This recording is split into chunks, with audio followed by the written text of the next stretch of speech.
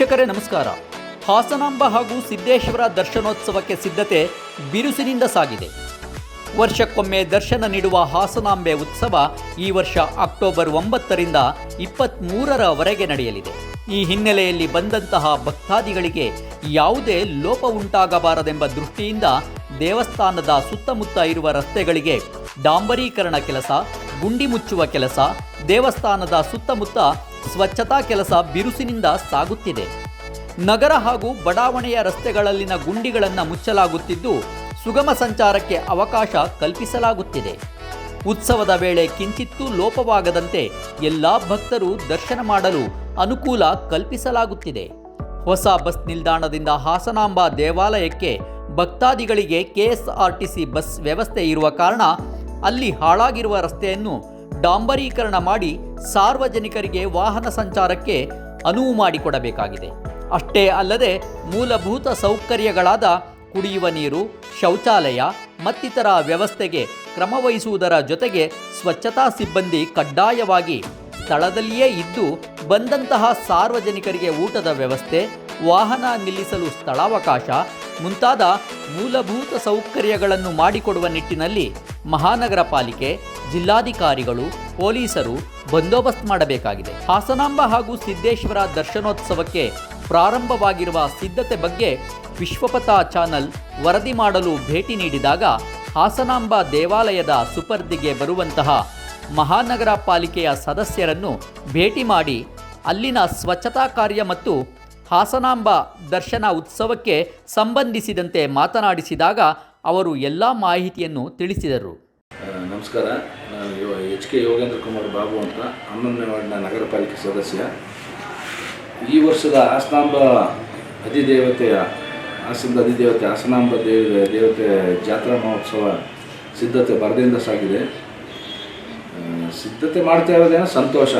ಈ DC ಅವರಾಗಲಿ, AC ಅವರಾಗಲಿ, ನಮ್ಮ ಕಮಿಷನರಾಗಲಿ, ನಮ್ಮ ಅಧ್ಯಕ್ಷರಾಗಲಿ, ಹೊಸಬರ ಅಧ್ಯಕ್ಷರು ನಿನ್ನೆ ಕೂತಿದ್ದಾರೆ ಗಿರೀಶ್ ಚಂದ್ರಪ್ಪನವರು.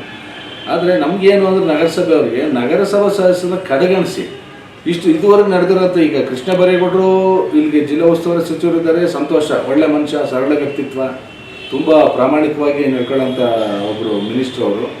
ಆದರೆ ನಗರಸಭೆನ ಕಡೆಗಣಿಸಿ ಒಂದು ಮೀಟಿಂಗಿಗೂ ನಗರಸಭಾ ನಮ್ಮ ಮಹಾಪೌರನ್ನ ಕರೆದಿಲ್ಲ. ಸದಸ್ಯರನ್ನ ಬೇಡ ಹೋಗಲಿ, ಮಹಾಪೌರನ್ನಾರು ಕರೆದುಬಿಟ್ಟು ಯಾವ ರೀತಿ, ಯಾಕೆಂದರೆ ಹಿಂದಿನ ಕಾಲದಲ್ಲಿ ನಗರಸಭೆನೇ ಪೂರ್ತಿ ಉಸ್ತುವಾರಿ ತಗೊಂಡು ಹಾಸನಾಂಬ ದೇವಿ ಜಾತ್ರೆಯನ್ನು ಮಾಡ್ತಾ ಇದ್ದದ್ದು. ಆದರೆ ಇತ್ತೀಚೆಗೆ ಯಾಕೆ ಅಂತ ಗೊತ್ತಿಲ್ಲ, ಮುಜರಾಯಿ ಇಲಾಖೆಗೆ ಸೇರಿದ ಮೇಲೆ ಮುಜರಾಯಿ AC ಅವರು, DC ಅವರು ಒಂದು ರೀತಿ ಸರ್ವಾಧಿಕಾರಿ ಧೋರಣೆ. ಅದು ನಮ್ಮದು ಇದು ನಮಗೆ ಸಂಬಂಧಪಟ್ಟದ್ದು, ಅವರೇ ತಾಯಿ ಎಲ್ಲಿಂದನೋ ಬಂದು ಅವಳು ಅಲ್ಲಿಂದ ಇಲ್ಲಿಂದ ವಾಯುವಿಹಾರಕ್ಕೆ ಅಂತ ಬಂದವರು ಈ ಜಾಗ ನೋಡಿ, ಈ ಜಾಗದ ಸೌಂದರ್ಯ ನೋಡಿ ಇಲ್ಲಿ ನೆಲೆಸಬೇಕು ಅಂತ ನೆಲೆಸಿದ್ದಾಳೆ. 7 ಜನ ಸಪ್ತಮಾತೃಕೆಯರು, ಬ್ರಾಹ್ಮಿ, ಮಹೇಶ್ವರಿ, ಕೌಮಾರಿ, ವೈಷ್ಣವಿ, ವರಾಹಿ, ಇಂದ್ರಾಣಿ, ಚಾಮುಂಡಿ, ಇಷ್ಟು ಜನ ಇಲ್ಲಿ ಬಂದು ನೆಲೆಸಿದ್ದಾರೆ. ಅದನ್ನು ಇತ್ತೀಚೆಗೆ ಮುಂಚೆ ನಗರಸಭೆ ಹಾಸನದ ದನಗಳ ಜಾತ್ರೆ ಅಂದರೆ ಫೇಮಸ್ಸು. ಆ ಟೈಮಲ್ಲಿ ನಗರಸಭೆ ಹಾಸನಾಂಬ ಮಹೋತ್ಸವ ಮುಗಿದ ಮೇಲೆ ಎಕ್ಸಿಬಿಷನ್ ಶುರುವಾಗೋದು, ಆಮೇಲೆ ದನಗಳ ಜಾತ್ರೆ ಶುರುವಾಗೋದು. ಅಂಥ ಒಂದು ಇತಿಹಾಸ ಪ್ರಸಿದ್ಧವಾದ ಹಾಸನಾಂಬ ಜಾತ್ರಾ ಮಹೋತ್ಸವನ ಇತ್ತೀಚೆಗೆ ಅಧಿಕಾರಿಗಳ ತೆಕ್ಕೆಗೆ ಹೋಗಿ ನಗರಸಭೆಯನ್ನು ಕಡೆಗಣಿಸಿದ್ದಾರೆ. ಅದೇ ರೀತಿ ಮಹಾಪೌರನ ಒಂದು ಸಭೆಗೂ ಸಹ ಮೀಟಿಂಗ್ ಕರೆದಿಲ್ಲ ಇದುವರೆಗೆ. ಮುಂಚೆ ಚಂದ್ರೇಗೌಡರಿದ್ದರು, ಅದಕ್ಕಿಂತ ಮುಂಚೆ ಮೋಹನ್ ಇದ್ದರು, ಈಗ ಗಿರೀಶ್ ಚಂದ್ರಪ್ಪನವರಿದ್ದಾರೆ, ಕರೆದಿಲ್ಲ. ದಯವಿಟ್ಟು ಈ ತಾರತಮ್ಯ ಬೇಡ. ಈಗ ನಗರಸಭೆ ಇಡೀ ಹಾಸನಾಂಬ ಜಾತ್ರೆಯಲ್ಲಿ ಆ ಜಾಗನ ಸುತ್ತಮುತ್ತ ಕ್ಲೀನ್ ಮಾಡೋದಾಗಲಿ, ನೀರು ಕೊಡೋದಾಗಲಿ, ಟಾಯ್ಲೆಟ್ ರೂಮ್ಗಳನ್ನ ಸಿದ್ಧಪಡಿಸೋದಾಗಲಿ, ಪ್ರತಿಯೊಂದು ಕಸ ಗುಡಿಸೋದಾಗಲಿ ಎಲ್ಲನೂ ಮಾಡೋದು ನಗರಸಭೆ. ಅಂಥದ್ದು ನಗರಸಭಾ ಸದಸ್ಯರನ್ನು ಕಡೆಗಣಿಸಿ, ಮಹಾಪೌರನ ಕಡೆಗಣಿಸಿ, ಅಧಿಕಾರಿಗಳನ್ನು ಇಡೀ ನಗರಸಭೆ ಹೆಚ್ಚು ಕಡಿಮೆ ಹಾಸನಾಂಬ ಜಾತ್ರೆ ಈಗ ಶುರುವಾಗಿದ್ದಾರೆ ನಮ್ಮವರು. ಒಂದೂವರೆ ತಿಂಗಳು ಅಲ್ಲೇ ಠಿಕಾಣಿ ಹೊಡಿತಾರೆ. ಹಾಗಾಗಿ ಪ್ರತಿ ಸಾರಿ ಈ ನಗರಸಭಾ ಸದಸ್ಯರಿಗೆ, ಮಹಾಪೌರರಿಗೆ, ಜಿಲ್ಲಾ ಆಡಳಿತಕ್ಕೆ, AC ಅವರಿಗೆ, DC ಅವ್ರಿಗೆ ಕಿರಿಕಾಗ್ತಾನೆ ಇದೆ. ದಯವಿಟ್ಟು ಈ ಸಲ ಹಂಗೆ ಆಗೋದು ಬೇಡ. ನಮ್ಮನ್ನು ಗಣನೆಗೆ ತಗೊಬಿಟ್ಟು ನಮಗೂ ಒಂದು ಮೊದಲಿಂದ ಯಾವ ರೀತಿ ನಡ್ಕೊಬರ್ತೀವಿ ಸಂಪ್ರದಾಯ, ಆ ರೀತಿ ನಡ್ಸ್ಕೊಂಡು ಹೋಗಿ. ಹಾಸನಾಂಬೆ ಈ ತುಂಬ ಶಕ್ತಿಯುತವಾದಂಥ ದೇವತೆ. ದಯವಿಟ್ಟು ಅಧಿಕಾರಿಗಳ ಗಮನಕ್ಕೆ ತರೋದೇನು ಅಂದರೆ ಪ್ರತಿ ಸಾರಿ ಹಿಂಗೆ ಮಾಡಿ ಕಿರಿಕ್ ಮಾಡಿ ನಾವು ನಿಮ್ಗೆ ಶಾಪ್ ಹಾಕ್ಕೊಂಡು ಬರೋದಾಗಿದೆ. ಈ ಸಲ ಹಂಗೆ ಆಗೋದು ಬೇಡ. ದಯಮಾಡಿ ನಮ್ಮನ್ನೂ ನಿಮ್ಮ ಜೊತೆ ಸೇರಿಸ್ಕೊಂಡು ಗಣನೆಗೆ ತಗೊಂಡು ದಯವಿಟ್ಟು ಈ ಜಾತ್ರಾ ಮಹೋತ್ಸವ ಯಶಸ್ವಿಯಾಗಿ ನಡೀಲಿ ಅಂತ ಹೇಳ್ಬಿಟ್ಟು ನಾನು ತಮ್ಮನ್ನೆಲ್ಲ ಪ್ರಾರ್ಥಿಸ್ಕೊಳ್ತಾ ತಾಯಿ ವಂಶಿ ನನ್ನ ಎರಡು ಮಾತು ಮುಗಿಸ್ತೀನಿ. ಒಂದು ಮನವಿ ಮಾಡಿಕೊಂಡ್ರು ನಮಗೆ ಸುತ್ತಮುತ್ತಲ ಅಂಗಡಿ ವ್ಯಾಪಾರಸ್ಥರು, ಸರ್ ನಮಗೆ ನಾವು ಮನವಿ ಮಾಡ್ತೀವಿ, ನಮ್ಮ ವ್ಯಾಪಾರ ಒಂದು ತಿಂಗಳು ಕುಂಠಿತ ಆಗುತ್ತೆ, ನಮಗೇನು ಪರ್ಯಾಯ ವ್ಯವಸ್ಥೆನೂ ಮಾಡಿಕೊಡಲ್ಲ, ನಮಗೆ ಪ್ರತಿ ವರ್ಷವೂ ಇದು ತೊಂದರೆ ಅನುಭವಿಸ್ತಾ ಇದ್ವಿ, ಅದ್ರ ಬಗ್ಗೆ ನಿಮ್ಮ ಕಾಳಜಿ ಏನು ಸರ್? ಹೌದು, ಇಲ್ಲ ನಾನು 18ರಲ್ಲಿ ಗೆದ್ದಿದ್ದು, ಹಿಂದೆನೂ ನಾನೇ ಅದಕ್ಕೆ ಹೋರಾಟ ಮಾಡ್ತಾ ಇದ್ದೆ. ಹಿಂದಿನಿಂದಲೂ DC ಅವರಿಗೆ ಆಗಲಿ, ಅದೇ ನಾವು ಹೇಳಿದ್ರೆ ನಮ್ಮನ್ನು ಒಂದು ಗಣನೆಗೆ ತಗೊಂಡ್ರೆ ನನ್ನ ವಾರ್ಡಿನ ಬಗ್ಗೆ ನಾನು ಹೇಳ್ಬೋದು. ನನ್ನ ವಾರ್ಡಲ್ಲಿ ಹಿಂದೆ ಏನಾಗ್ತಿದ್ರು ಅಂದರೆ ಪುರೀಕರ, ಈ ಪೂಜೆಗೆ ಟೆಂಡ್ರೆಲ್ಲ ಕರೀತಿದ್ರು. ಈ ST ಜನಾಂಗ ಮ್ಯಾದರ್ಗಳು ಏನಿದ್ದಾರೆ ಅವರೊಂದು ಪೂಜೆ ಸಾಮಗ್ರಿಗಳು ಇಟ್ಕೊತಾ ಇದ್ರು. ತಾಯಿಗೆ 15 ದಿನ ಒಂದು ಹೊಟ್ಟೆಪಾಡು ಆಗ್ತಿತ್ತು. ಹಿಂದೆ ಹಾಸನ ಜಾತ್ರೆ ನಡೀತಾ ಇತ್ತು, ಅದೇ ಥರದಲ್ಲಿ ಹಾಸನ ಮೇಲೆ ನಡೀತಾ ಇತ್ತು. ಆ 15 ದಿನದಲ್ಲಿ ಆ ತಾಯಿ ಹೆಸರು ಹೇಳ್ಕೊಂಡು 1 ವರ್ಷನೋ 6 ತಿಂಗಳು ಊಟ ಮಾಡ್ತಾ ಇದ್ರು ಜನ, ಇಲ್ಲಿ ಸ್ಥಳೀಯರು, ನನ್ನ ವಾರ್ಡ್ನವರು. ಈಗ ಏನು ಮಾಡಿದ್ದಾರೆ ಅಂದರೆ, ಈಗ ಹೈಟೆಕ್ ಹಾಸನಂಬಿ ಆಗಿಬಿಟ್ಟಿದೆ. ತಾಯಿ ಹೆಸರಲ್ಲಿ ಹೈಟೆಕ್ ಮಾಡಿಬಿಟ್ಟಿದ್ದಾರೆ. ಹೆಂಗೆ ಮಾಡಿದ್ದಾರೆ ಅಂದರೆ, ಜನ ಓಡಾಡೋಕ್ಕೆ ಬಿಡಲ್ಲ. ಆ ಓಡಾಡ್ದಂಗೆ ಏನಾಯ್ತದೆ, ಮನೆಗಳು ಬಾಕ್ಲಿ ಯಾರ್ಯಾರು ಹಾರ್ಟ್ ಅಟ್ಯಾಕ್ ಆಯ್ತು ಏನಾಯ್ತು, ಈಗ ಅವರು ಮನೆ ಪಕ್ಕನೇ ಬ್ಯಾರಿಕೇಡಲ್ಲಿ ಹಾಕೊಂಡೋಗಿರ್ತಾರೆ. ಅದು ಯಾರು ಮಾಡಿ ಕೇಳಿ ಬ್ಯಾರಿಕೇಡ್ ಹಾಕ್ತಾರೋ ನಮಗಂತೂ ಗಮನಕ್ಕೆ ಬರೋದೇ ಇಲ್ಲ.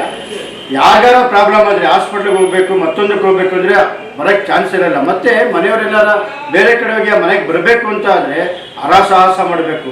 ಇವರು ID ಕಾರ್ಡ್ ಕೊಟ್ಟಿದ್ದೀವಿ ಅಂತ ಹೇಳ್ತಾರೆ, ಆ ID ಕಾರ್ಡು ಯಾವುದಕ್ಕೂ ಪ್ರಯೋಜನ ಇರಲ್ಲ. ನೀವ್ಯಾರು ಅಂತ ಹೇಳ್ತಾರೆ, ಆ ಮಟ್ಟಕ್ಕಿದೆ. ದಯವಿಟ್ಟು ಅದೆಲ್ಲ ಬಿಟ್ಬಿಟ್ಟು ತಾಯಿ ಹೊಸ್ಟೇಜ್ ರೋಡ್ ಏನಿದೆ ಅದನ್ನು ಒಂದು ಸಾರ್ವಜನಿಕರಿಗೆ ದರ್ಶನ ಮಾಡೋಕ್ಕೆ ಅವಕಾಶ ಮಾಡಿಕೊಟ್ರೆ, ಇಲ್ಲಿ ಬ್ರಾಹ್ಮಣರ ಬೀದಿ ಅಂತ ಇದೆ, ಅಲ್ಲಿ ಸ್ವಲ್ಪ ಫ್ರೀ ಕೊಟ್ಟರೆ ಆಗುತ್ತೆ. ಅವರು ಅಲ್ಲಿ ಫ್ರೀ ಕೊಟ್ಟರೆ ಸ್ವಲ್ಪ ಸಮಸ್ಯೆ ಬಗೆಹರಿಯುತ್ತೆ.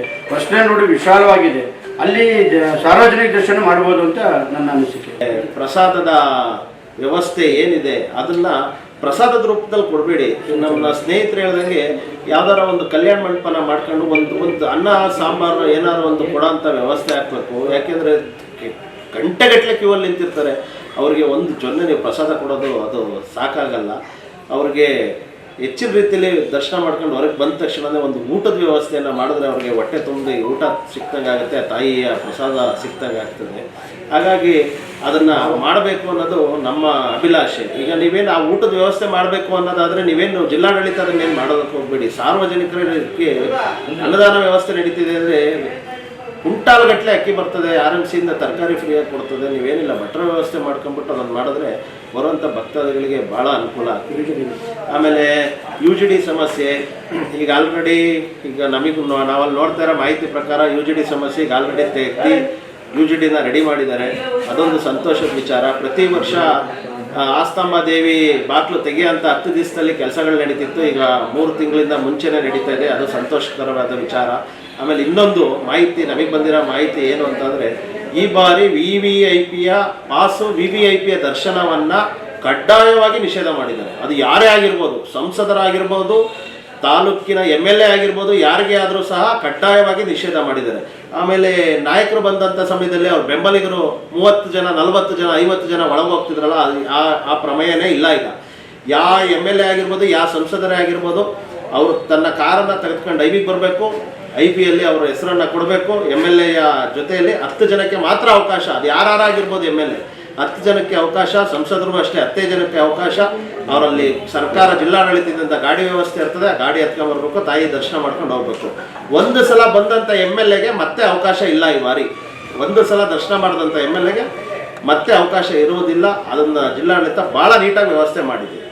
ವಿಶ್ವಪಥ ಟಿವಿಯಿಂದ ನಿಮ್ಮ ಪ್ರೀತಿಯ ಬಾಲರಾಜ್.